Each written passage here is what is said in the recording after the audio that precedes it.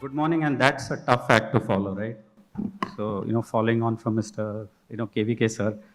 So, thanks for taking your time to come out here. I took the easier path out. I flew from Bangalore and to T1 directly, so that I didn't have to really take a long ride. But it still took me 15 minutes to come to the hotel from T1.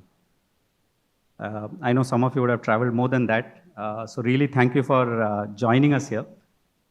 So I'm sort of going to, I know the topic is marketplaces, right, for the next couple of days, and there'll be a whole lot of fintechs and digitechs and banks building marketplaces already. And I think there'll be a lot of overlap in terms of information also, right? Because what Mr. Kamath spoke is what I'll probably generously, borrow upon in terms of what he spoke and what we see from Google. So I'll speak about three things. Essentially, what are the trends we are seeing at Google?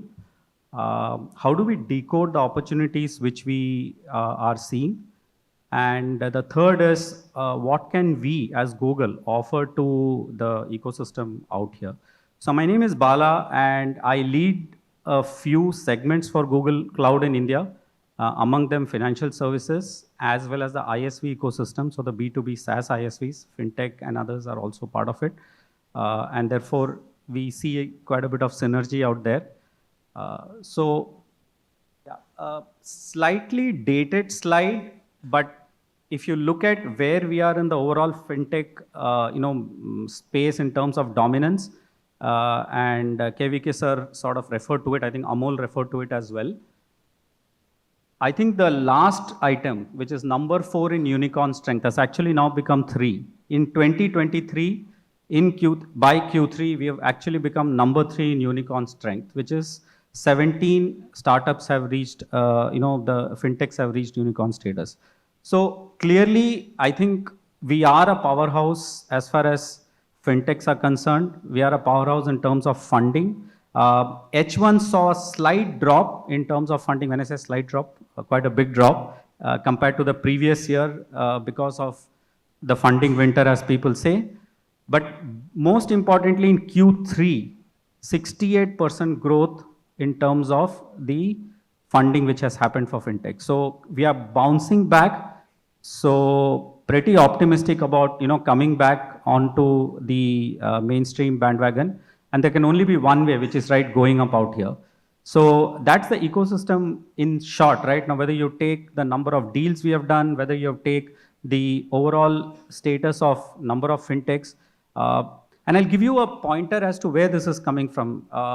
When you go and talk to Mr. Bansal, Rajesh Bansal at the RBI Innovation Hub, his ambition and aim is to enable 100,000 startups. And he says, no, I don't have time. I want them to be done tomorrow. Now, we are talking of 10,000 fintechs and digitechs, when Amol spoke about, and we are talking of enabling 100,000 in tier 2, tier 3, tier 4 cities. Now, that's a scale which probably is not going to be there anywhere else in the world. And that's the ecosystem we are trying to build out here in India, right? And of course, it has very solid foundational pillars which we know, and which is what is enabling the rapid growth and the parallel growth of so many fintechs and digitechs. I think we all turn to Google to a great extent to advise us on a lot of things, including money matters. When you see this chart, it is against the backdrop. This is 2022 data. We still don't have 2023 data. But if you look at 2022 data, 21 to 22, 20 to 21, there was a 38% increase in the number of searches, primarily because a lot of us were bound at home and we were doing a whole lot of searches. And so the increase of 5% in 2022 over 2021 is against that backdrop. So therefore, there's already a high in terms of the number of searches. Now, if you go deeper down into the number of searches, there's a 200% increase in searches for BNPL. People spoke about personal loans. People spoke about a whole range of lending products which are there, right? 200% increase in searches. 73% increase in the number of insurance as a keyword. So we are seeing that. I mean, let's take something as simple as folks wanting to get onto the trading bandwagon. So for Grow, there was a 120% increase in searches in 2022 compared to 2021, just on Grow. That's when the peak on trades actually happened during the COVID period. So what it does mean is that there is a greater amount of trust which is there in doing it online, in trading online, and therefore it is sort of increasing in the number of searches which are sort of coming. So that's a bit on the, just peeling the layers of the onion as to what we see at a very holistic level. But more importantly, the number of searches way back in 22, and I say way back because 1 year is a long time, we are already seeing 40 billion searches. And that's humongous, right? And I'm pretty much sure it's a much higher figure in 2023 as and when the report comes out. But this is, in short, if you see the main areas, right? If you look at credit and lending, for example, if you look at wire services, there's a whole lot of stuff around just financial services which people are asking every other day. And I'll just introduce another element now, right? With generative AI, when you ask those questions, you actually get a lot of answers which could be recommended answers as well. So that's the development in terms of, helping the knowledge curve of folks who want to actually get into financial services is what we are seeing from a Google perspective and what we are enabling with. Yeah, so what we have seen, and if we just take Google Pay as an example, three main pillars of what a typical app would do in terms of growing at scale. So first is, of course, user journeys. The second is, are you building for scale? And when we say building for scale, we heard Amol speaking about 10 billion UPI transactions per month. And if you're having about 35% market share out there, we are talking of a significant amount of scale which is built into it. And then at the end of it, you're also talking about how much of trust is there with respect to the brand and how much of trust are we building on it continually. And I'll give you an example of this, right? If you were to go after a transaction today and assume you pay some tips to the driver who brought you here, it's going to be a one-time transaction, assuming that driver is an individual whom you're not going to interact again. And when you do that GPay, it asks you a question now. Are you sure you want to be paying to this person with this number? That question is now, it was not there before. You just had to pay, right? And then you suddenly realized and scrambled that I paid to a wrong person. Maybe there are some transactions which happen like that. Now that element of machine learning is coming in where it understands that, okay, this is a new payer, I just need to, inform. We also have something called as DigiKavach. DigiKavach is to work with FACE as the FinTech Association of, consumer empowerment body. One, in flagging of all those predatory loan apps which are obviously causing a whole lot of problems for folks upcountry and otherwise. Also working with, the government cybercrime cell to detect frauds. Also trying to understand the patterns of the scammers in such a way that we can prevent it before it gets wholesale, before it gets to a much bigger scale. So those are elements of the trust which we have to continually, keep on working because the scammers are also working furiously, right, at the end of the day. So I think it's a continual cycle. And then if you bring in some other services of relevance into it, that's how the network effect starts taking place. And I'll probably show a slide later on which explains that. And therein lies the efficacy of what we call as a super app, right? Now, we are giving an experience which probably is seamless. And the moment you stutter out there in terms of the experience on the app is when you start doubting whether, okay, is this the right one for me to bet upon for my futures? Should I look at some other app? So I think these are a few elements which are there. I was speaking to Karthik out here just a few minutes back, and they do a lot of education around user journeys and things like that. This element I just wanted to bring as a personal example of what could be, trust elements brought into the user journey, so that you further consolidate on your brand and further ensure that your adoption actually increases higher and higher. This is what I was talking about, right? So yes, what I see is there is a lot of buzzwords around, okay, what is a super app? And then what is a super wallet? And then the lines are sort of converging.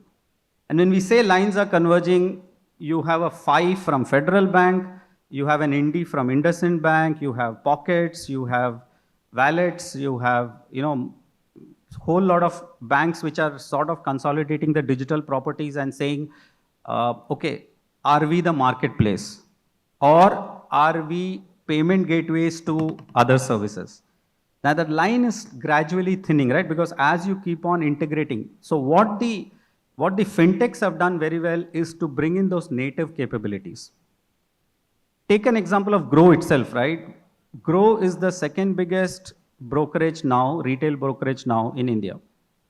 Now, tomorrow, if Grow were to offer commerce on its platform, because it already has something on the right? You already have folks, you're doing YouTube education, you're doing a whole lot of other stuff. So you've gotten your users.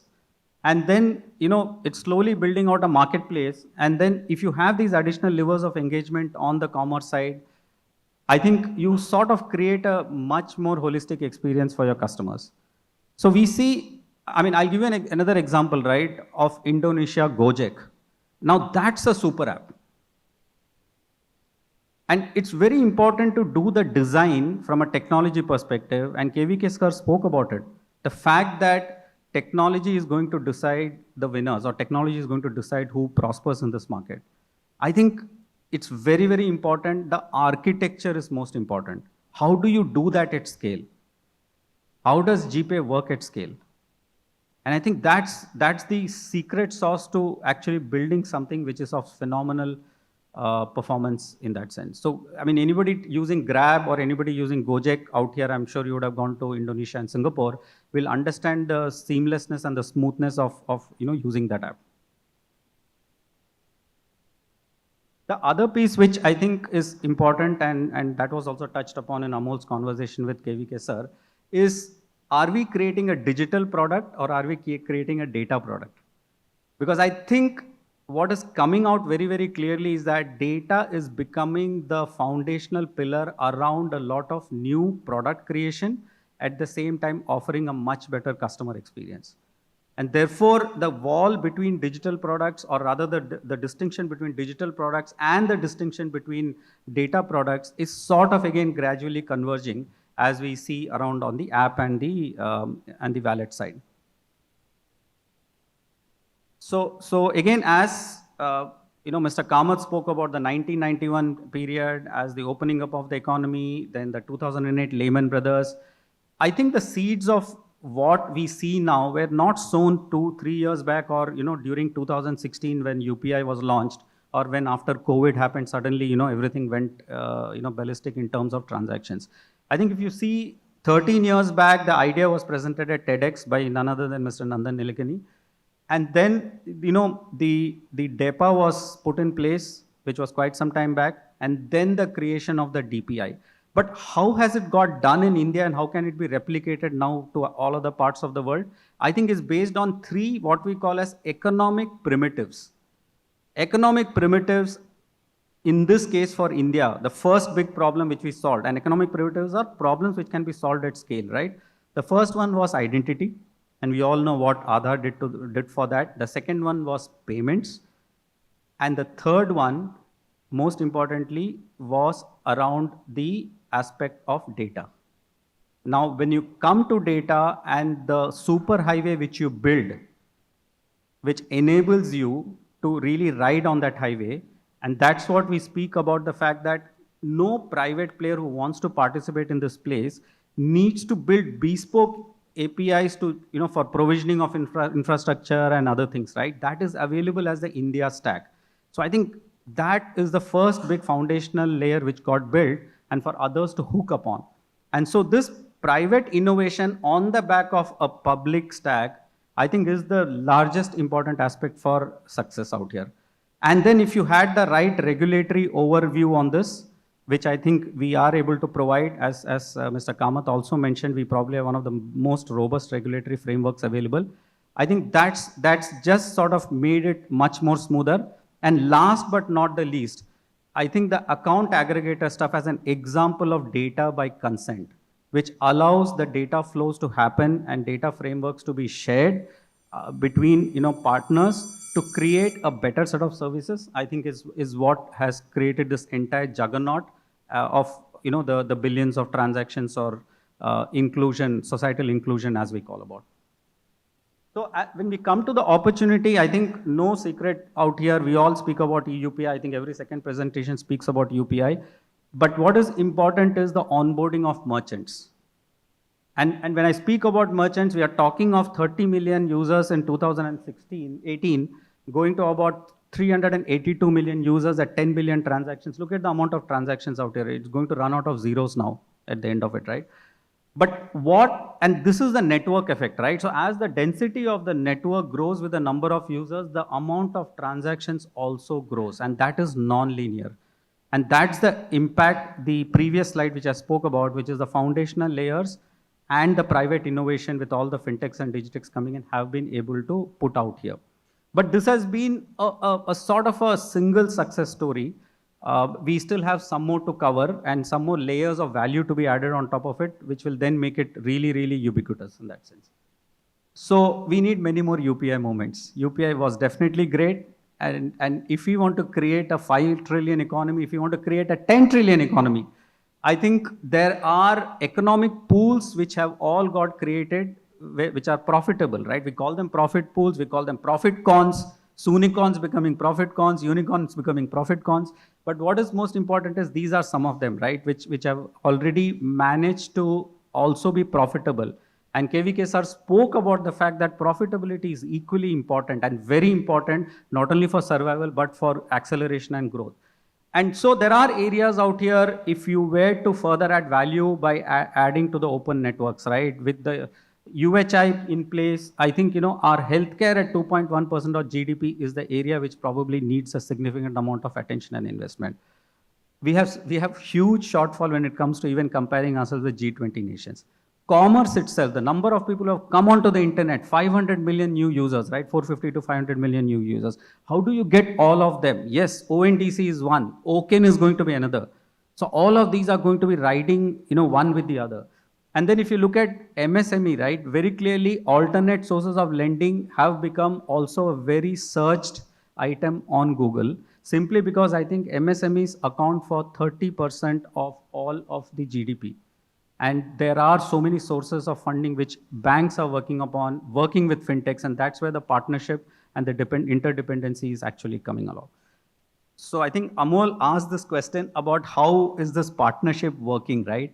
I think the biggest challenge in this partnership is that, and this is nothing wrong with the way it was built, and maybe I'm being controversial out here, but what was important was whatever got built as institutions, financial institutions, was built around a whole lot of processes, was built around a whole lot of products which were made with respect to the processes and built into the marketplace and built into out for the customers.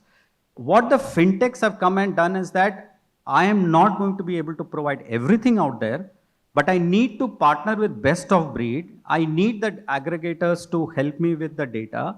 And then I end up building a marketplace which the customer eventually benefits from.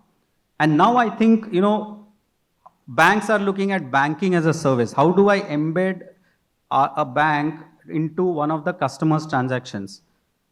And those are thought processes which probably were not there earlier from the bank's perspective, right? But now, given the regulatory, ease and given a whole lot of other things which are there, I think it's very extremely important for this partnership to work. And I think it's opening up, and I think the fintechs are pushing the needle very hard for the NBFCs and the banks to keep up on that front. This is still to be playing out, and I think it will take some more time before this genuinely becomes a very smooth and seamless reality in that sense. I'll just give another example, right? Banks will have 11 or 12 APIs, right? But for that to be exposed, when I say 11 or 12 APIs on a customer's journey, on a retail customer's journey, right? Checkbook, balances, whatever it is. For that to be exposed itself takes quite a bit of pain for the banks to really get it outside. So from a fintech world, right? You have customers, you have partners, you have investors. That's the front end for you, and that's what brings you the money. But when you look at it at the back end, you have a whole lot of stuff to cover, and that's around compliance processes.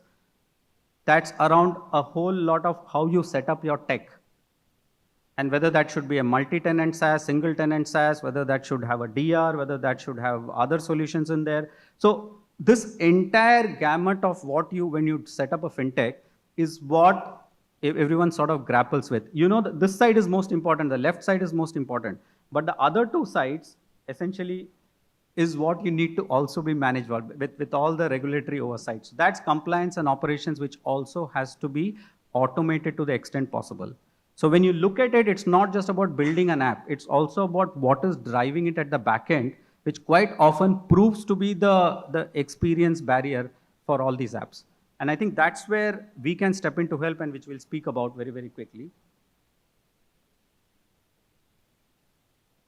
So from a Google perspective, I'm pretty much sure you're reading about how Google Play is stopping predatory loan apps, how Google Pay is helping you know, but from a pure perspective of strengthening your core, of providing the foundational infrastructure layer, and working closely with all of other elements of Google, led by Google Cloud, is the value we bring here from a partnership perspective. And we have many examples of fintechs who have really been very, very successful out here. I mean, I spoke about Grow as one of them, but there are significantly others. And that goes to our mission statement, right? Our mission statement is making the, the organizing the world's information so that we can make it universally accessible and useful. And you can see 4 things out there which we do very well, which we probably do the best in the world. Whether you talk about organizing it via containers or via data or the apification of customer services, internal and external, and of course, the generative AI element, which is making the difference as far as customer service and cost efficiency improvements are concerned. All whatever is most fintech and digitech, right, is for the right side of things which I spoke about, right? The compliance, the operations and other things. 20% of it is related to the APIs, the data, the AI, and most importantly, how you build it. And I think that 20% is very, very important in differentiating yourself. And that's where we actually come and help. Which is why the same slide, if you see, we can help you in abstracting your business capabilities. If you have ever heard about our API management, if API monetization, that's what we help you on the right. We are probably known for our security. You can run your Gmail without any worry. You can run all of your Google platform stuff without any worry. And then we can abstract all your tech operations so that we can help you end to end in terms of really making you successful as an absolutely great fintech and a financial services player. Our background and proof, we have 14 products, which all of you use every day, over 1 billion users. You can take mail, you can take search, you can take maps, you can take YouTube, you can take all of that, and we have significant amount of depth. So this is scale, and this is resiliency, and this does not go down. So all that we built for you is built on the background of this tech which we use. Thank you very much.